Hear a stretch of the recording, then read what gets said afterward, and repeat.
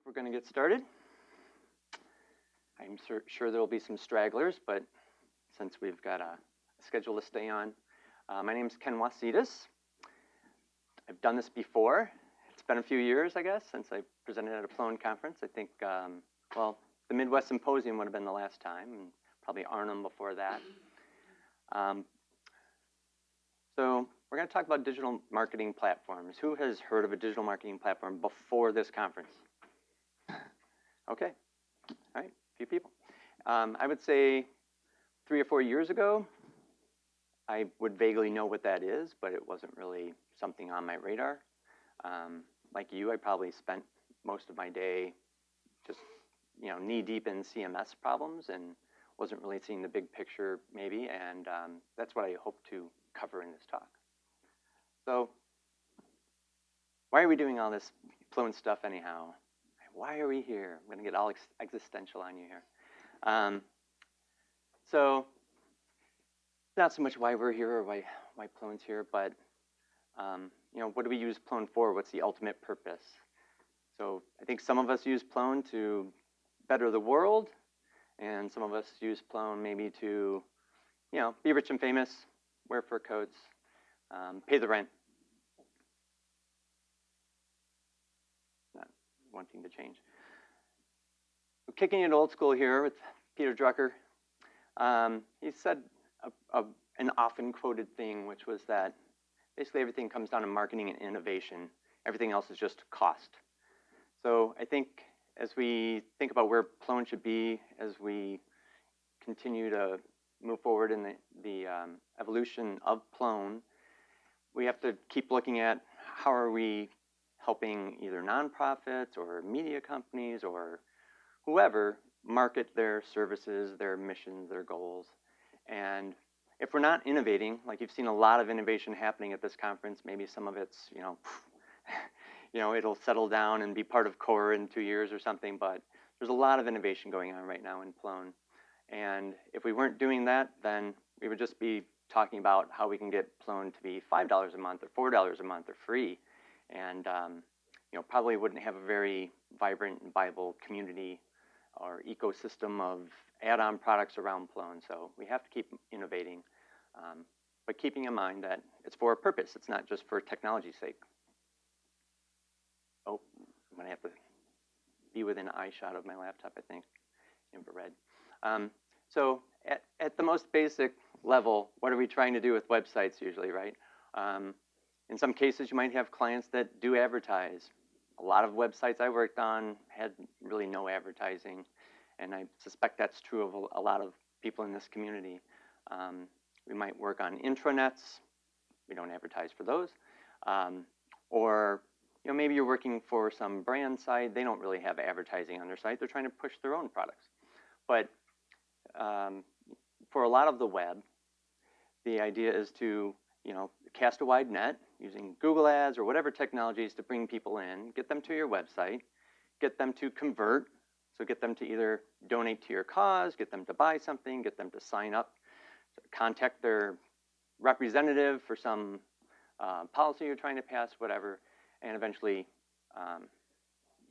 to be able to measure that you've started off with audience that you've actually brought into your funnel, and they're now a member of your,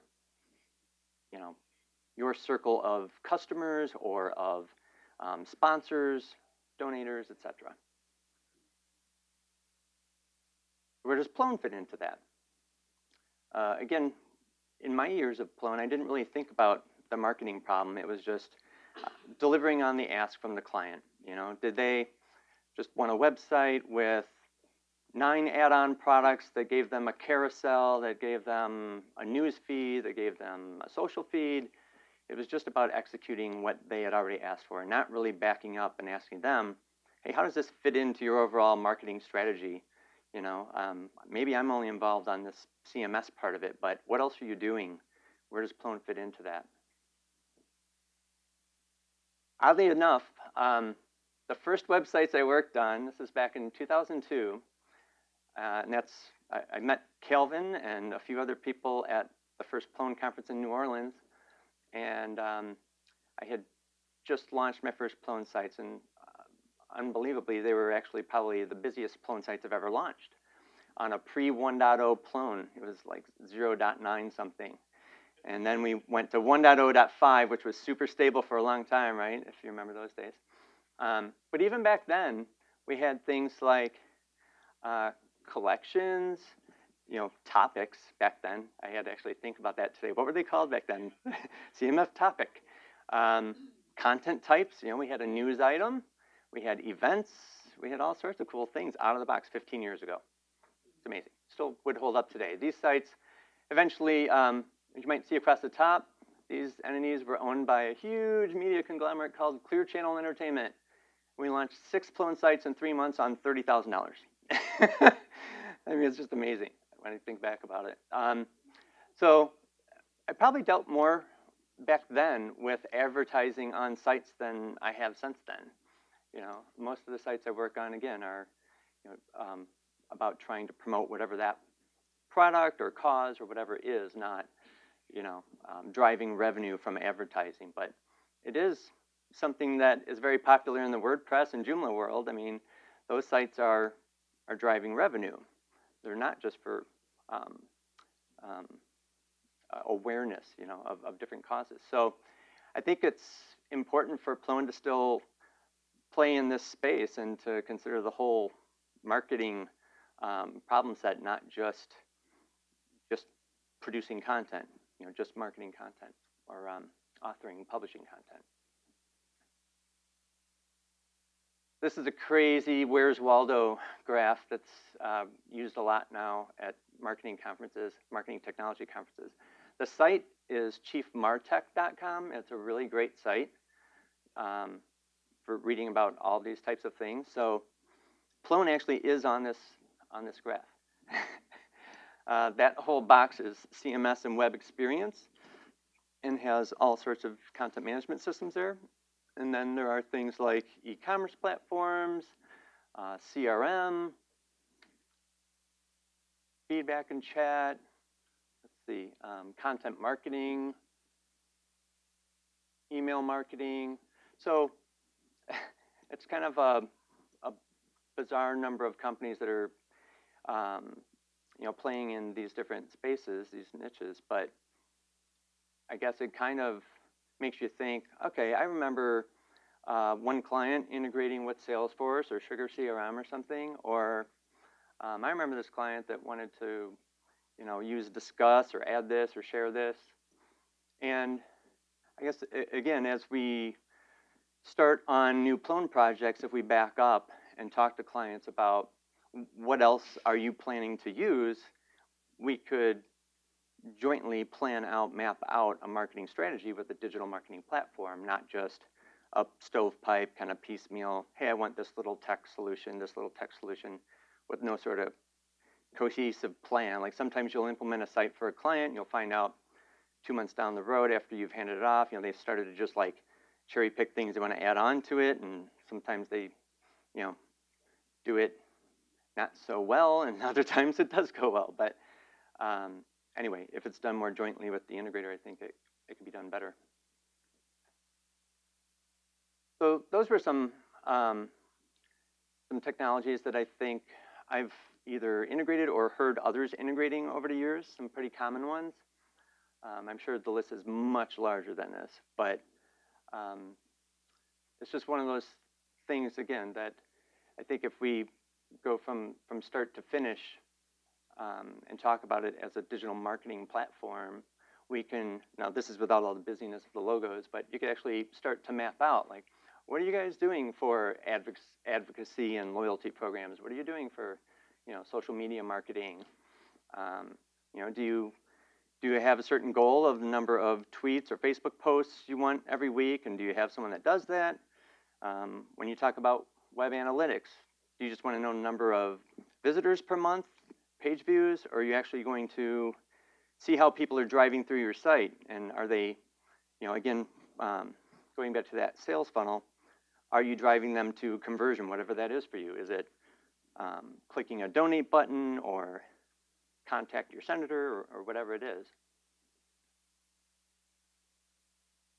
But one of the things I think don't think he got into a lot of detail, but one of the things I think Ethan, in his ethical DMP talk, probably talked about a little bit, was more data management platforms. So there's another sort of DMP you'll hear about. And those tools allow you to pull in third-party data from companies like Axiom and Epsilon and DoubleClick, all these companies that are tracking what you're viewing and what you're upvoting and things like that, and actually pulling that in and creating segments. And this is what marketers do. They're taking all this data, trying to tie it to their visitor data, their first-party data, and if they think that women between 25 and 34 are a target market, especially those in the northeast part of the US, they can create a segment, and as your tracking codes and everything that you've got on your site determine you fit into that segment, certain content can be targeted to you.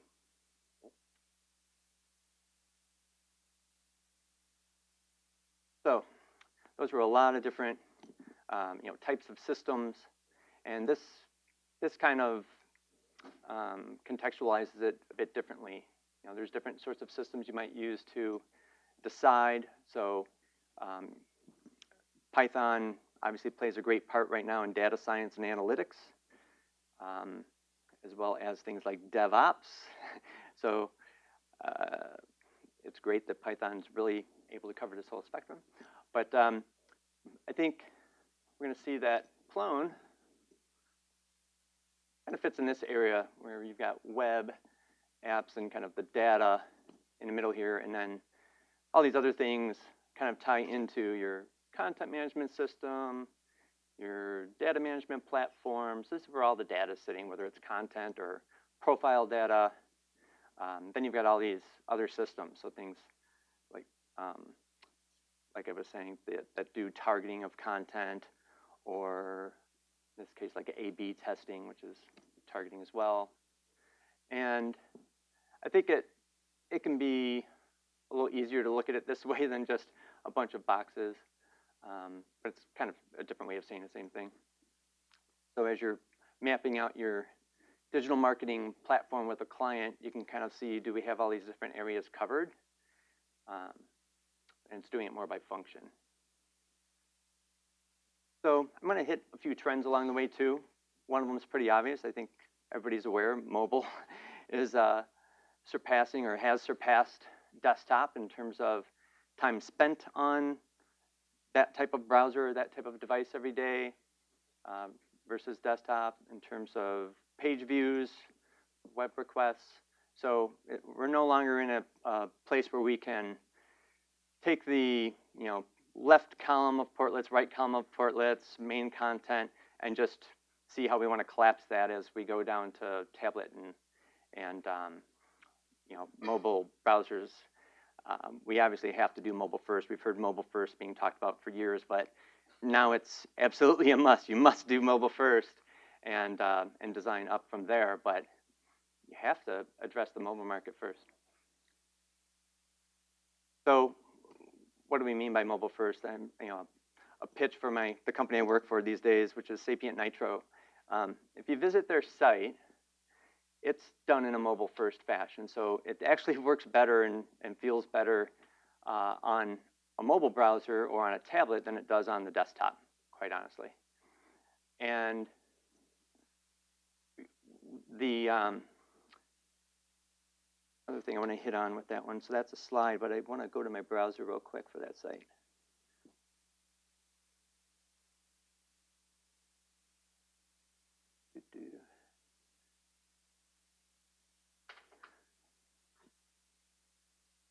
Okay, so as you're clicking around, if you look at my URL, one of the other things I want to hit on here is you might have heard of single page applications.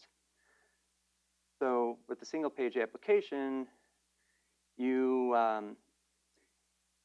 see it as a near native experience. I mean, everything's reacting very quickly as if it's a native app on your phone. And you don't see the URL change all that often. So when people are talking about single page applications, that's really what they're referring to, you know, it's a near native experience. You're not waiting for a page load of 2 seconds or something with every click. So it does mean some initial additional loading up front, usually, but then from there, it's like you've got a static version of a quarter of the website or something as you're clicking around. So the other thing I wanted to point out as we're viewing that site is I've got this little add-on called Ghostly, or sorry, Ghostery. And it'll show me all the different trackers being used on the site. So if there is DoubleClick or Signal or whatever, and it's really handy. So I recommend doing it. You can also look at the types of data that's being tracked about you. So if you expand into one of these, you can look at the cookies and what they're tracking about you and see if it's accurate. Like, it's fun to go in there and see.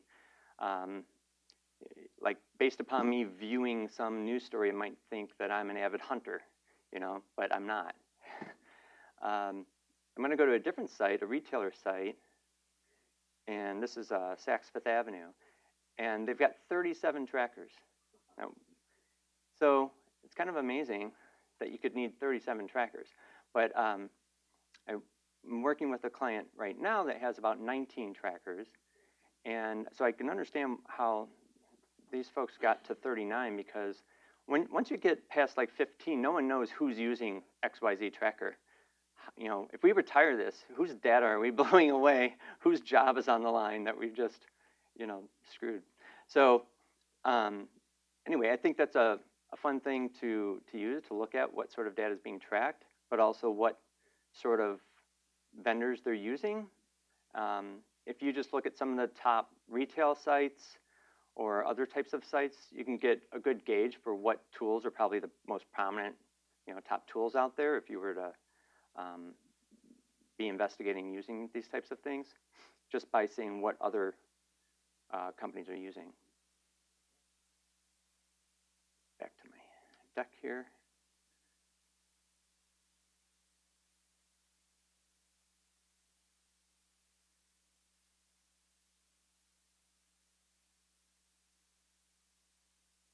Okay.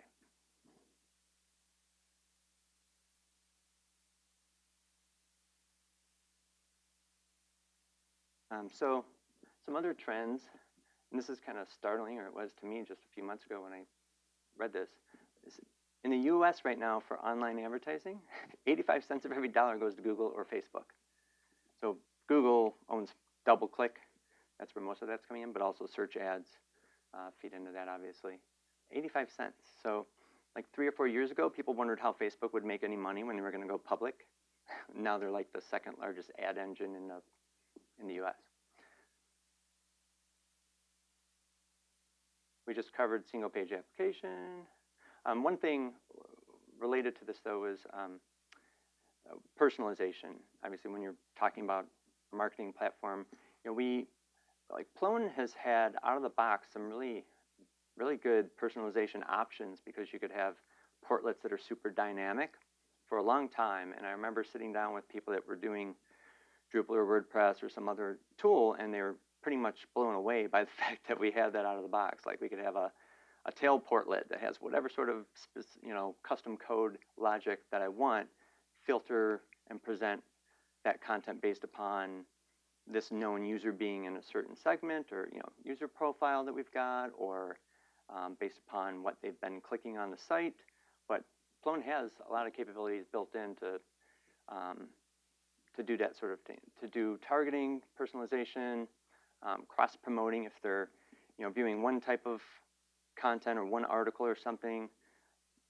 You know, through our reference engine, we can present other articles that could be interesting. So some of the technologies behind these types of single-page app sites and mobile-first sites usually involve some of these things that we've been hearing about at the conference.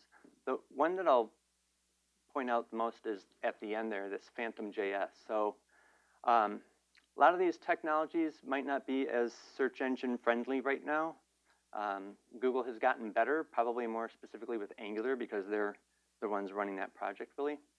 And so even though this code might be designed to run in the browser on the client side, it's it's originally when these came out, they weren't indexed really at all, because all there is a little placeholder for content that React is going to produce on the client side.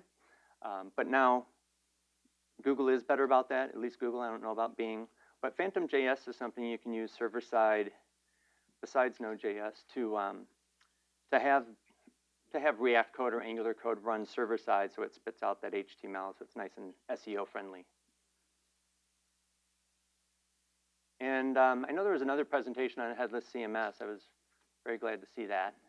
I was just going to put up here a kind of a reference architecture diagram that we use when we're explaining that topic to clients. And here we've got a Node and Express app that's more of like our page assembler. So this could be running server-side. Some of the components we might want to run server-side, some of the portlets or chunks of the page, and then other ones we want to have run in the browser. So you can use what's referred to as isomorphic rendering or behavior, which is the same React or Angular code can run either in the browser or server-side. And then things like strong loop, also on Node, that can expose a nice Swagger-compliant REST API to your microservices. We've been hearing about that here at the conference too. And in this case, since we're talking about Headless CMS, the CMS is just one of the many microservices you could have behind this API. So you could call your e-commerce engine if you need to, manage account or do checkout, or you could call CMS to get latest news or whatever. Above this node layer, this is all server side. We've also got like your CDN, which could be Cloudflare or Akamai. Things like MuleSoft and Apogee. It's an API cloud, so even though you've got this API here, this kind of serves as like a CDN for the API, and then a reverse proxy.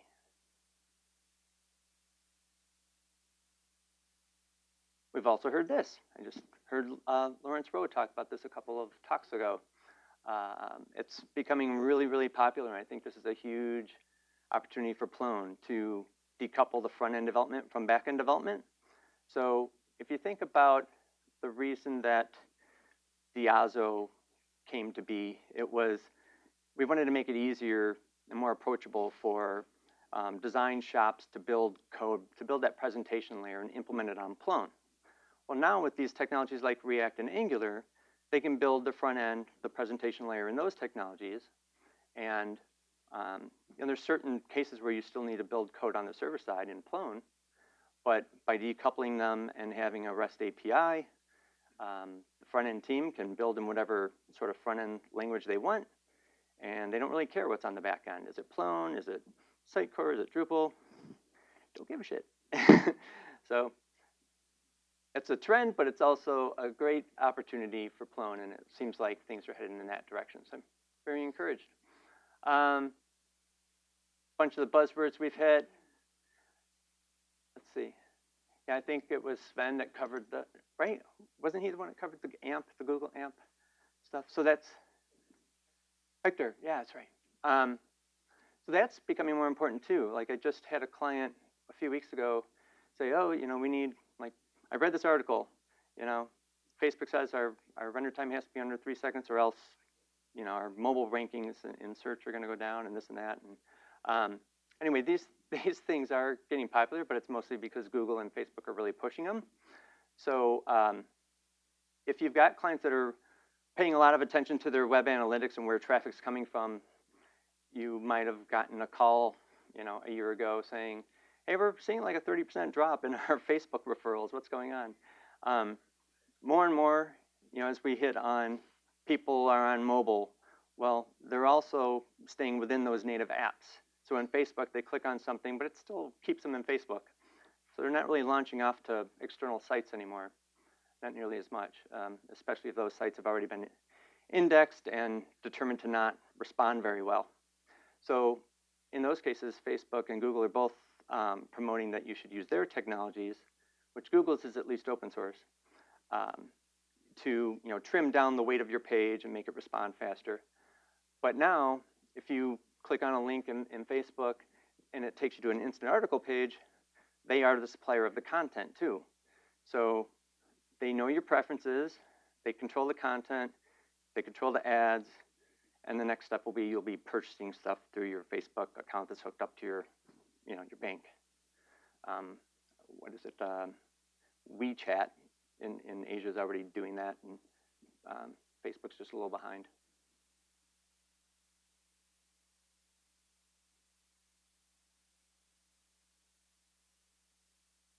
So that's my contention is Plone REST API is huge. We've heard about it in a number of talks, and it might sound really technical if you haven't had this need to decouple front end and back end yet, but it's kind of like hearing people talk about responsive web design before you realized that you needed it, or that you didn't want to pay for writing native apps and maintain a website. It's definitely a great step in the right direction. Come on, click. So you might have also heard about content as a service. I'm kind of trying to play buzzword bingo. We talked about just about all those things. One thing we didn't talk about is like IoT device content. Might sound wild and crazy right now, but like a year from now, you're probably going to be working on something for some client. Like we've got some device, a display for a refrigerator or whatever, it's not as prevalent right now, but guarantee in the next year or two we're going to be, designing content that needs to be delivered to IoT devices. Might be a watch, might be whatever, but by having content as a service and this REST API, it kind of opens up those opportunities too. Everything doesn't have to be HTML; it's returned to some client. This looks like a sad visual, but it's actually a very happy visual for Plone because these represent all the tombstones of the many, many CMSs since I started working with Plone that are now defunct. No one uses things like Red Dot, Percussion, and Stellent. I mean, these were all Magic Quadrant type of tools that Gardner would tout back in the day. This is from 2004, and yeah, interwoven, used here and there, but like no one launches a new site on any of those things. The only one on this list that's prevalent today really is this one. It used to be called Day, and it's Adobe Experience Manager now. It's funny that it was down there back then. Something really important happened around, I think around 2010. Adobe bought Day software. Day was based out of Switzerland. There were maybe half a dozen clients in the US at the time.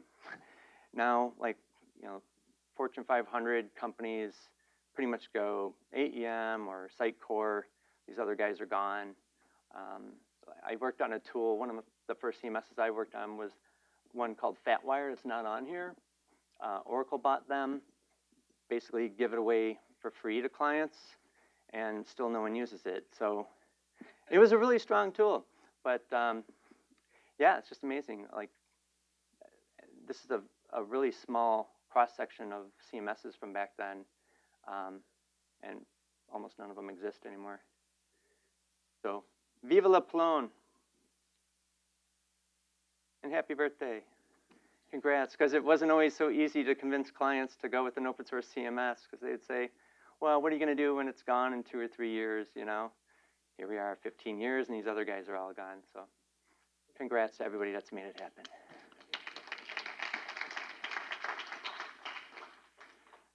That's all I've got. Any questions?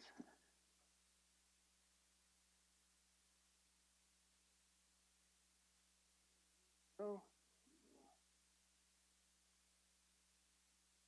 All righty then. Good time. Yeah.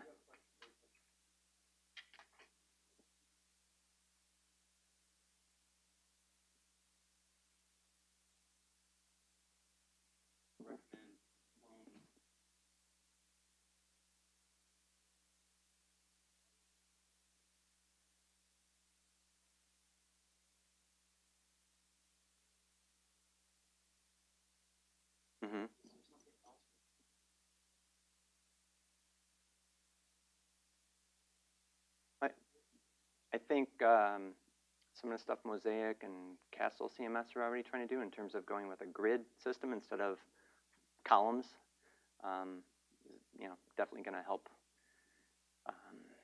not just for mobile sites, but even desktop ones that you want to have be responsive. I think that there's a number of really good add-ons already for Plone, even for Plone 5. I know I recently built a small site with, I threw on add this and discuss, it took 2 minutes. It's great. I think some of the earlier talks we had, or Calvin, showed how you can install in Drupal via the web. I think that would be huge. Like same thing on WordPress. Right now you can search for an add-on. Oh, I like that add-on. Click, it's installed on my site. That would be huge. People can experiment and not have to run build out. It's low barriers of entry. Yeah, were you going to say something?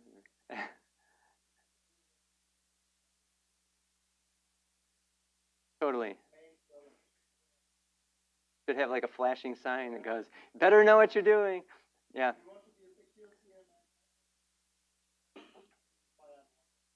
Yeah, no, it's true.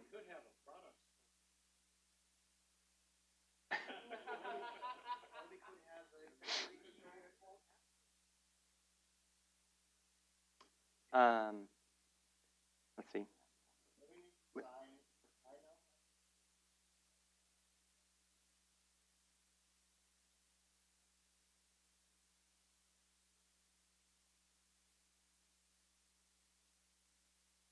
Yeah.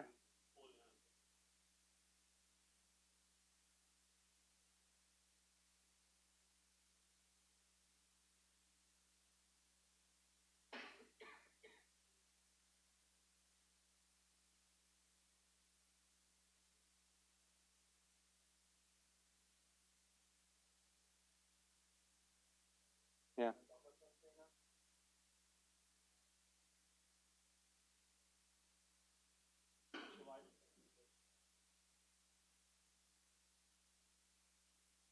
Yeah. I mean, both options are fine, but one allows the Plone market share to expand, and the other makes sure that your enterprise implementation is really solid. Maybe there can be both. Maybe there's a sandbox that allows you to do through the web so you can experiment, but then, has a big old thing that says you cannot run this in production this way or something. I don't know, but it's very hard for a non-technical person to look at the command line. I think that has to get eliminated.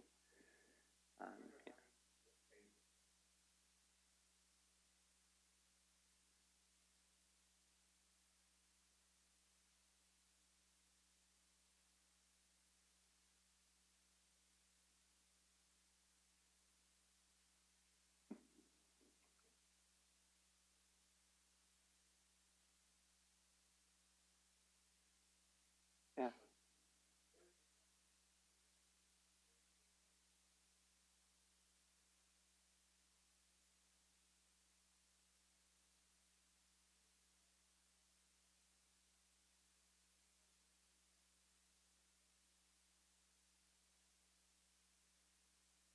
Could do that too. So one of the things I know, Acquia is the company. Calvin had mentioned that the inventor of Drupal founded this company, got a bunch of venture capital money. That's what they do is they host Drupal, but then if you want this package, JetSpeed or something, Jetpack, I think it is, with 50 add-ons that we sanction are going to work, are secure, blah, blah, blah, then, what was that? That Drupal get in? So, well, at least in that case, you've got some company that's patching it for you, and they're on the hook for it. But anyway, I mean, I agree. Like the security vulnerabilities results that you've reported, Calvin, they just talk about core, I think, and not add-ons. And so, the more things you do add to core, obviously you're bloating core, but maybe there could be, some review of a certain number of components by the security group as well, so that you don't end up with security problems. Because what's true for Drupal is probably true for us too. It's just, you know, there's maybe not as many millions of sites out there on Plone, but probably those add-ons are less secure than core because they're not getting as many eyeballs on them. And, you know, some of it might be luck of the draw. Some of it is we're not using SQL or PHP. So there's some maybe inherent advantages, but still, there's got to be some add-ons out there that are insecure. So I don't know. It would be great if there were some maintained distributions like you're talking about. I don't know if it means the security team would be signing up for also reviewing 50 other packages. I don't know that they'd want that. Okay. The distros security team, maybe. Yeah. I hear a volunteer.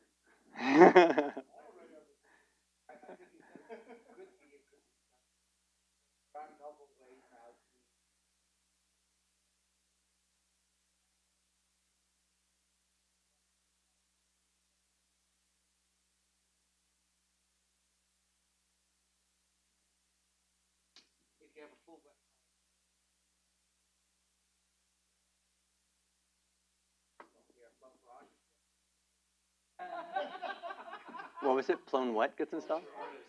For artists. It's not what you want. But a way to experiment safely with add-ons.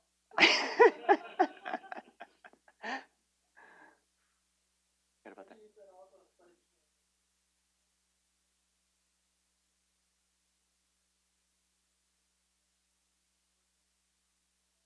So here's the thing.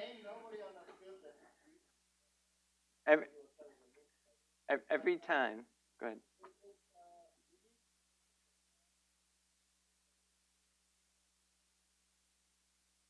But this is true.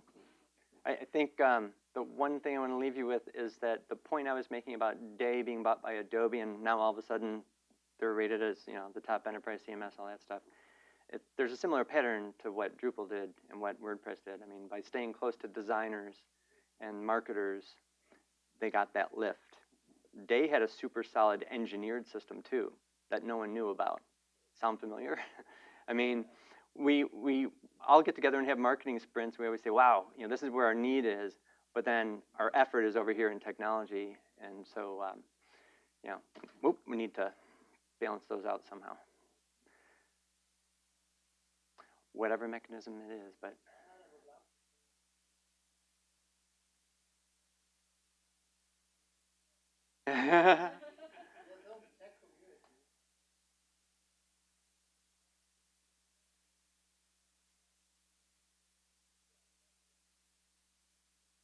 So when you're building and launching sites, someone designed the site, right? How do you partner better with those design shops that are doing that so that the next site they do is on Plone? I think that's the key. Get them just super comfortable rolling out their next sites on Plone instead of them going to their de facto. Well, I've got someone that knows HTML that can also hack a little bit of PHP, so WordPress. We're going with WordPress, you know, or those little scriptlets or whatever they call them that they include. It's like, I know how to do 2 lines of code. Cool, I've got my dynamic newsfeed, you know. We need more of that, so that's super approachable. I think what Annette showed yesterday shows that a lot of it is, but I just don't know that most design shops are going to do XSLT somersaults, you know. I think there's a few people that are capable of being gurus at that, but it's not everybody. Yeah? Rapido. I think a while ago. I have not recently for sure, but I remember hearing about it and I thought I checked into it, but I haven't used it.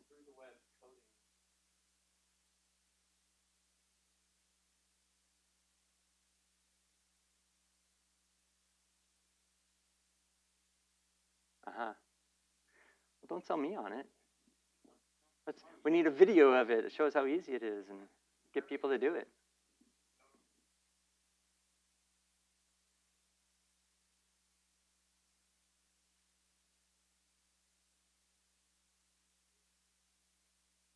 Excellent.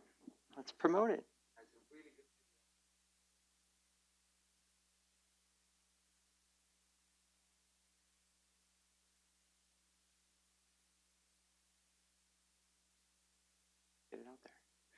All right, thanks. I think my time is up.